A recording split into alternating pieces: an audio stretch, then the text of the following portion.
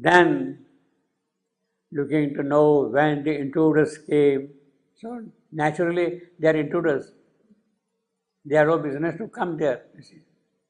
She saw a spiritual immensity pervading and encompassing the world's space as ether or transparent, tangible air, and through it sailing tranquilly a thought. So through that tranquil air of ether, a thought is sailing, coming. Now this is a whole description of the thought sailing from the sea of infinity.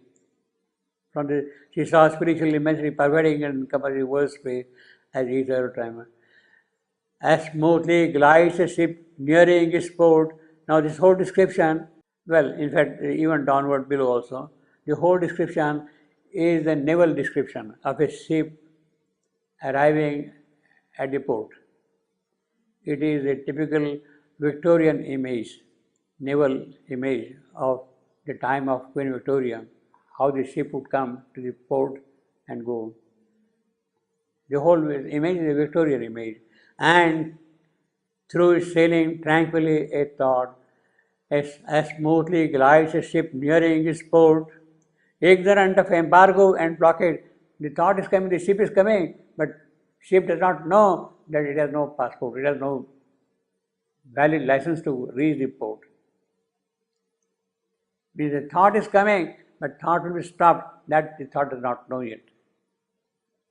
As smoothly glides a ship nearing its port, ignorant of embargo and blockade, confident of entrance and a visa seal.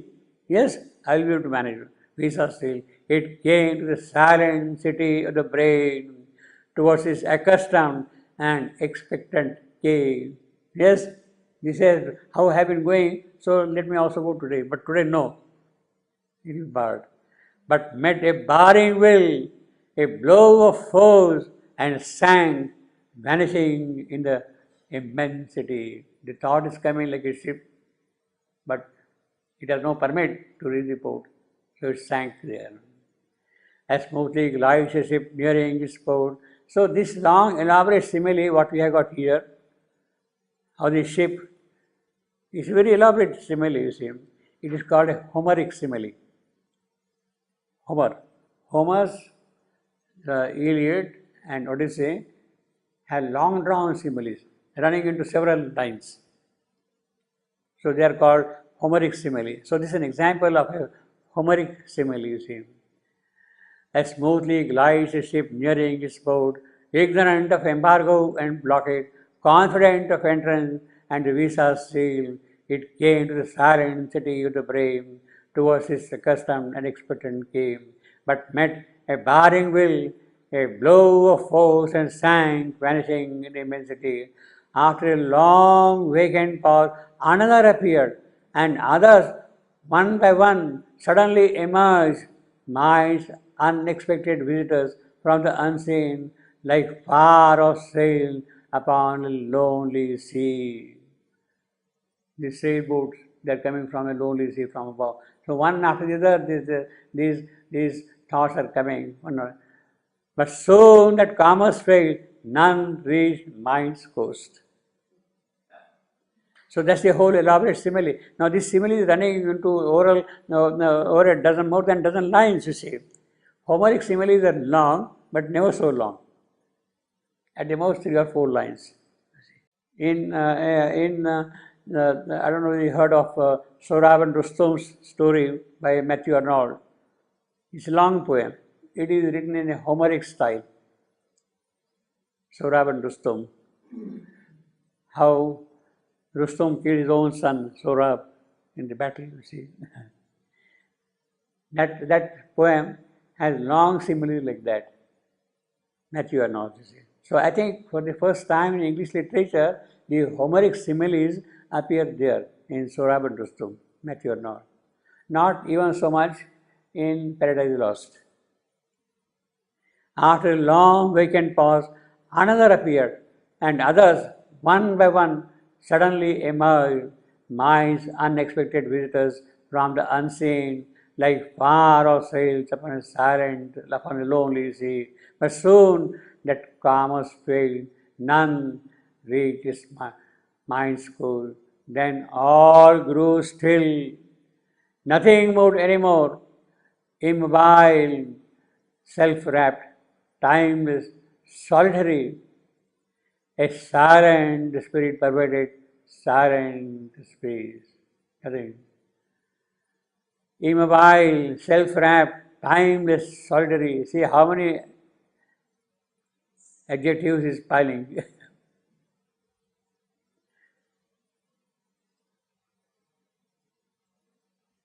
Timeless, solitary, immobile.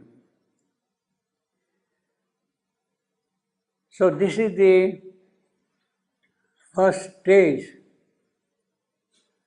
towards Savitri Nirvana. First step towards Savitri Nirvana.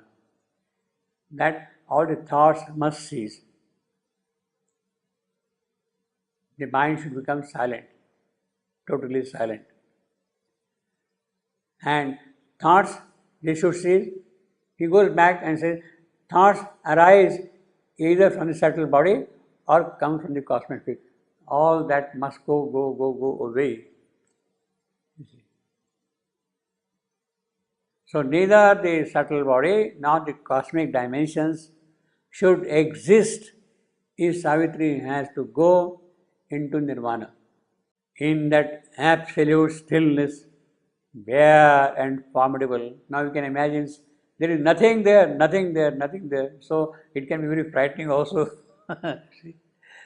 There was glimpsed an all-negating void supreme that claimed its mystic nihil's sovereign right to cancel nature and deny the soul.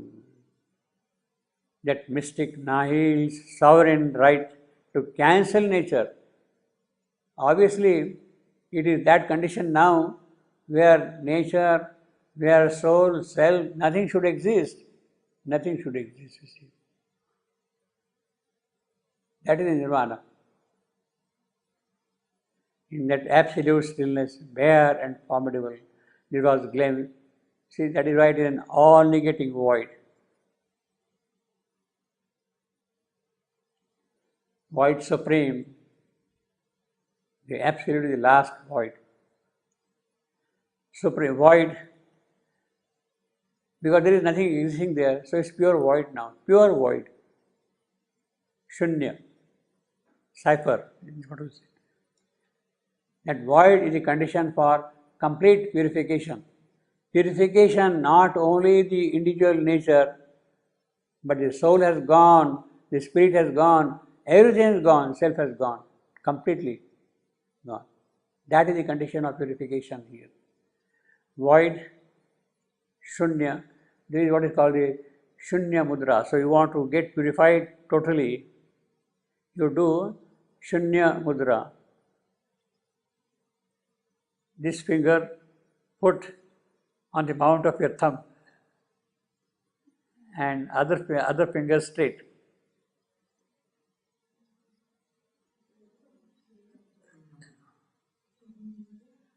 Like this.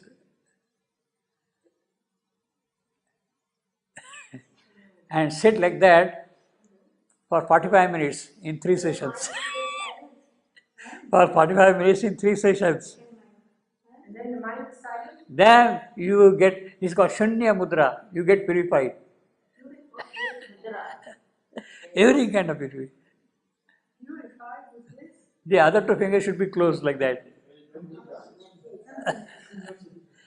Straight pointing out. Like this? No, this middle finger on the mount of the thumb. But the ring finger. No, mount of the thumb, middle finger on mount of the thumb. No, not middle finger. Yeah, mount of the thumb, and then it is pressing like that, and the other fingers straight. No, that one doesn't go straight. Yeah. This is another one. Yeah. To practice Can again. you make that straight? This is Together. And this Yeah, there you got it. Yeah. So you will get purified. purified. And like this up.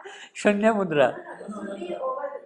You sit down like that, yeah, straight like that, of course, yeah, straight like that, erect, and then sit like that for 45 minutes in 3 sessions. How long? 45 minutes in 45 three, minutes. in 3 sessions. 3 sessions per day. Yeah, if you can do for at one single go, it's okay, but otherwise you can do 15 minutes each. So that is called Shunya Mudra, void, straight, of course. Yeah. After 45, I have to have the emptiness of You will get purification. Shunya, everything becomes, everything will disappear. Shunya means void. and after Then the what? Then the void will do whatever is required. 1.5 hours. So then we have to stay Yes, and wait. yeah, for yeah, the yeah. coming. Okay. First, you have to remove everything. Purification. No, this middle finger on the mount of the thumb, on the mount of the thumb, and then press it. It's like it works like this and like this. Yeah, you got it. But you press it directly on the thumb, on the mount. Yeah, right. Yeah. Yeah. You have to do it next time exercise. But you have to stay erect, straight like that. Yeah. In that absolute stillness, bare and formidable, there was glimpse and all negating void supreme. That claimed its mystic Nihil's sovereign right. So Nihil, Shunya, zero, nothing, zilch. That claimed is to cancel nature. You see, this is a big thing. Cancel nature and deny soul. No self. That is what the Buddha says. Nothing exists there. Even the nude sense of self grew pale and thin, impersonal, signless, featureless, void of form. A blank, pure consciousness has replaced the mind. So there is no more mind now. So what remains is only pure consciousness, blank, pure consciousness. And see how many adjectives: impersonal, signless, featureless, void of form, blank. Before that you have pale and thin. The new sense of self grew. Her spirit seemed the substance of a name. The world, a picture symbol drawn on self, a dream of images, a dream of sound, built up the semblance of a universe, or lent to spirit the appearance of a world. So actually the whole thing appears to be a world, only an appearance now, semblance. A dream of images. You are simply imaging this whole world, all that you are saying is only a dream of images, a dream of sounds, you see. This was self-seeing, nihil, nil, nothing, nothing.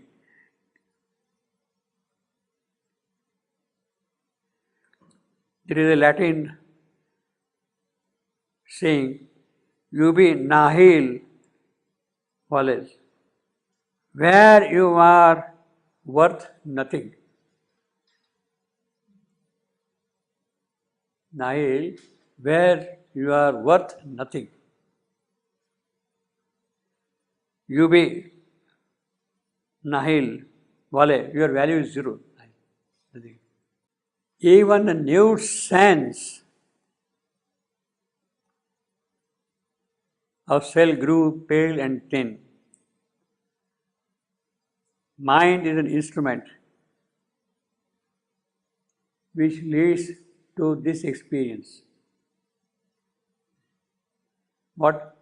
That there is substance, her spirit same the substance of a name. It is not really substance. Her spirit same the substance. Substance means substance, which stands below, the support, the matter.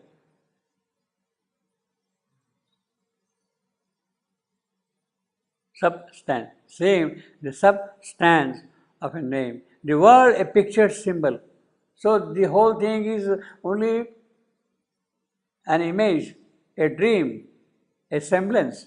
See, he is describing all the, he seemed, then a symbol, a dream, image, again a dream, semblance, appearance.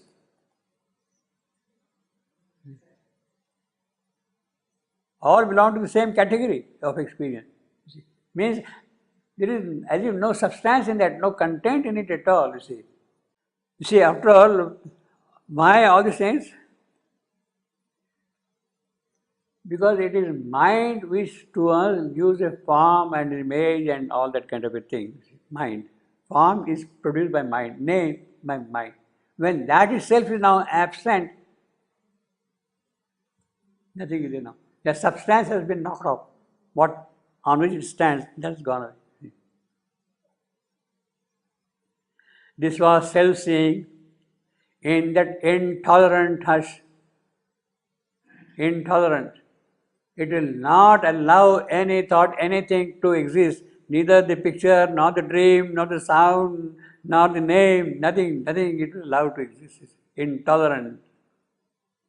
No notion, no concept could take shape. That is why it is intolerant. There was no sense to frame the figure of thing. A sheer self-sight was there. No thought arose. So its own sight, its own vision.